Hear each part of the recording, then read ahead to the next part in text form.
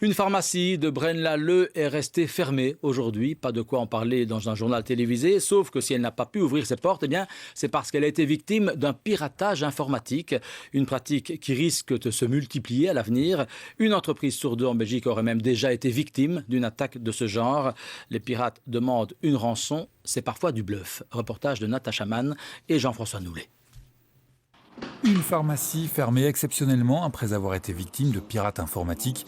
Hier, le pharmacien constate que des fichiers ne sont plus accessibles dans son ordinateur. À l'origine, un email reçu qui contenait un virus. Il y a un message qui est apparu en anglais, signalant qu'il pouvait nous aider, il non défini bien évidemment, pouvait nous aider à résoudre le problème, que nous devions donc nous loguer sur un site pour pouvoir donc avoir accès à une solution à notre problème de virus. Ils réclament donc une rançon, qu'ils n'appellent pas rançon, mais ils appellent prestation technique, pour retransformer soi-disant nos fichiers en fichiers originaux. La pratique est bien connue et dans un cas comme celui de ce pharmacien, la somme demandée par les escrocs s'élève à 4 000 €. Mais en payant la rançon, récupère-t-on pour autant les documents perdus ? La rançon, vous aurez beau la payer, vous ne récupérez rien du tout. C'est vraiment du hacking, donc c'est vraiment de l'argent donné qui est perdu en fait. Il n'y a aucun moyen pour le moment, nous qu'on connaît, pour décrypter.